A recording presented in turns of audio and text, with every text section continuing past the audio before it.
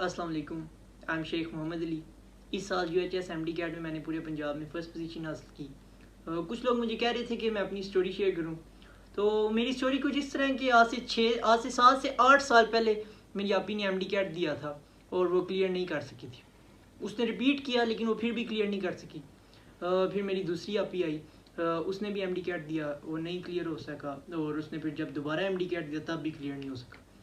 तो इस तरह ये हमारी फैमिली की एक ड्रीम बन गई थी MD कैट को क्लियर करना और MBBS करना। तो मेरी आपी ने तो दूसरी फील्ड चूज़ कर ली, पर फिर मेरे भाई की बारी आई 3 साल बाद। उसकी उसकी ख्वाहिश थी कि वो MD कैट में टॉप करे। वो टॉप तो नहीं कर सका लेकिन अल्लाह के करम से उसने MD कैट को क्लियर ज़रूर कर लिया था। फिर 2 साल बाद मेरी बारी आ गई और मेरा एक ही विजन था कि मैंने कि जो है MD कैट को टॉप करना है।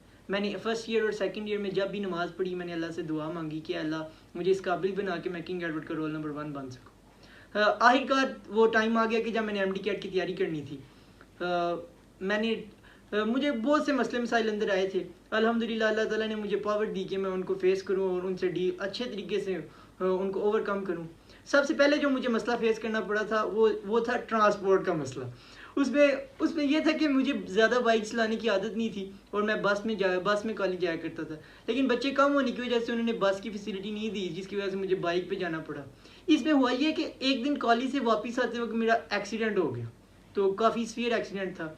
अल्लाह का शुक्र है कि मैं खुद तो बच गया लेकिन मेरा बाइक जाता रहा था। मेरा बाइक भी यार सारा ख़राब हो गया था, तो ये मेरे लिए बहुत बड़ा सदमा था। खैर मेरे भाई को मैंने बुलाया और भाई ने फिर आके उसको सारा रिपेयर करवाया। उसके बाद क्योंकि मुझे पता था कि मुझे आने जाने में काफ़ी टाइम वेस्ट हो जाता है, घंटा जाने में घंटा आने में, और आके 2 घंटा फिर 2 घंटा सोना भी पड़ता था थकन उतारने के लिए। उसके बाद मैंने सोचा कि अब लास्ट मंथ में मुझे कॉलेज नहीं जाना चाहिए, मतलब अकेडमी नहीं जाना चाहिए, घर बैठ के तैयारी करनी चाहिए। तो बस फिर मैंने बहुत अच्छी ये डिसीजन थी, अल्लाह का शुक्र है कि मेरे दिन में ये बात आई थी। वैसे मेरे भाई ने मुझे ये गाइड किया था और फिर मैंने घर में ऑनलाइन पोर्टल से ही उनके टेस्ट अटैम्प्ट किए थे और लास्ट में अब मैं फिर लास्ट डेज पे आऊँगा। अब अगर ये सोचें कि जैसा मैं डिसाइड करता था वैसे ही मेरी स्टडी हो जाती, तो ऐसी बात नहीं है। मैंने सोचा था कि जो इनका क्रैश टेस्ट सेशन था, 18 टेस्ट थे, वो मैं 22 अगस्त तक ख़त्म करूँगा, लेकिन वो मेरे 28 अगस्त को ख़त्म हुए थे। अब इतनी ज़्यादा चीज़ें जो मैंने सोची हुई थी वो मुझे स्किप करना पड़ी थी, लेकिन कोई मसला नहीं हुआ।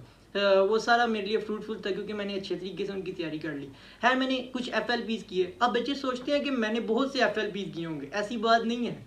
अगर 2022 के पेपर को साथ मिलाया जाए तो मैंने टोटल 6 FLPs की थी। सिर्फ 6 FLPs मैंने की थी। उसके बाद मैंने पास्ट पेपर को थोड़ा सा किया था, वो मैंने चैप्टर वाइज किए थे ताकि मुझे एक्स्ट्रा क्वेश्चन ना करने पड़े। अब मैं लास्ट वीक पे आऊँगा 3 सितंबर, उसमें मैंने सारी बुक्स को रिवाइज़ करना था। तो मैंने हर बुक के लिए साइंस सब्जेक्ट के लिए 2-2 दिन रखे थे और इंग्लिश के लिए 1 दिन रखा था। उसमें हुआ ये कि 5 सितंबर वाले दिन मेरी तबीयत ख़राब हो गई थी, मुझे ज़ुकाम लग गया और गला ख़राब हो गया। खैर अल्लाह ताला ने मुझे पावर दी कि मैं उससे डील करूं। तो मैंने ऐसा किया था कि जब भी मैं दवाई खाता तो फ़ौरन सो जाता था, और उसने फिर जैसे ही मैंने ऐसा किया तो उस दवाई ने बहुत अच्छा असर दिखाया। खैर मुझे एक दिन मेरा वेस्ट हो गया, केमिस्ट्री में मेरे 3 दिन लग गए थे। अब इंग्लिश को मैंने लास्ट डे में इंग्लिश और लॉजिकल रीजनिंग को बायो के साथ ही मैनेज कर लिया था। अब बच्चे सोचेंगे कि मैंने लास्ट डे में पढ़ाई नहीं की होगी। अक्सर बच्चे ऐसे करते हैं कि लास्ट डे हम फ्री रहते, नहीं, मैंने तो सारा टाइम पढ़ाई की थी।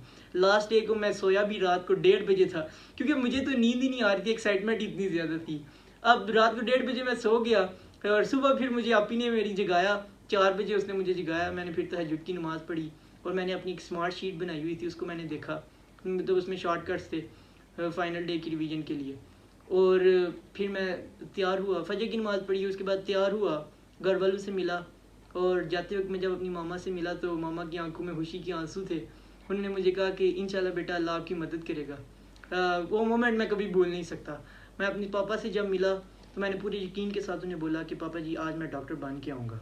तो और उसके बाद मैं टेस्ट देने चला गया। काफ़ी टाइम था अभी टेस्ट स्टार्ट होने में, मैं सेंटर में जब पहुँच गया था मैंने वहाँ पे वज़ू किया और मैं अल्लाह का नाम लेकर टेस्ट स्टार्ट कर दिए। अल्लाह का शुक्र है कि मैं टेस्ट में हाइपर एक्टिव रहा और हर क्वेश्चन की मुझे तकरीबन हर क्वेश्चन की समझ आ रही थी। जिसमें मुझे समझ नहीं आती थी उसमें मैं फ़ौरन उस पर टाइम वेस्ट किए बगैर आगे गुजर जाता था। अब घर जब आए तो मेरे 191 मार्क्स बने थे की को चेक करने के बाद।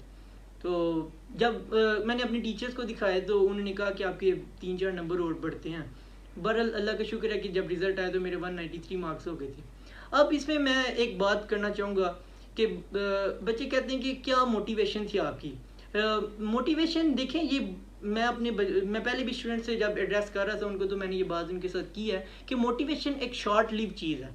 आपको काम करने के लिए मोटिवेशन के अपने आप को तैयार करना पड़ेगा कि आप मोटिवेशन के बगैर भी काम कर सकें। तो इसके लिए शॉर्ट हैक ये है कि आप अपने मोटिवेशन के सोर्सेज को मल्टीप्लाई कर लें, यानी आपके मोटिवेशन के बहुत से सोर्सेज होने चाहिए। अगर मैं आपको अपनी बात बताऊं तो मैंने अपने मोटिवेशन के इतने ज़्यादा सोर्सेज रखे हुए थे कि वो मेरी गिनती में भी नहीं है। मैं इसको इस तरीके से एक्सप्लेन करूंगा कि मैं सुबह जागता था तो मैं खुद नहीं जागता था, अलार्म बजता रहता था और मुझे जाग नहीं आती थी। घर वाले सारे जाग जाते थे, फिर वो मुझे जगाते थे, तब मैं जागा करता था। अब जब घर वाले मुझे जगाते थे तो मैं सोचता था कि घर वालों को मुझसे ज़्यादा मेरी फिक्र है। ये चीज़ मेरी मोटिवेशन थी। मैं सुबह कॉलेज जाता था, बस में बैठता था, मेरे दोस्त जो मेरे साथ बैठा करता था वो मेरी मोटिवेशन था, क्योंकि उसको मुझसे उम्मीद थी। उसके बाद मैं कॉलेज जाता था, मेरे दोस्तों को मुझसे उम्मीद थी, वो उम्मीद मेरी मोटिवेशन थी।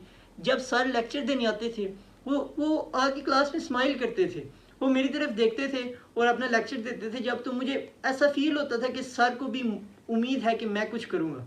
ये सोच मेरी मोटिवेशन थी। जब मैं घर जाता था, नमाज़ पढ़ता था, मेरा जाए नमाज मेरी मोटिवेशन था। मेरी सबसे बड़ी मोटिवेशन मेरे पेरेंट्स थे।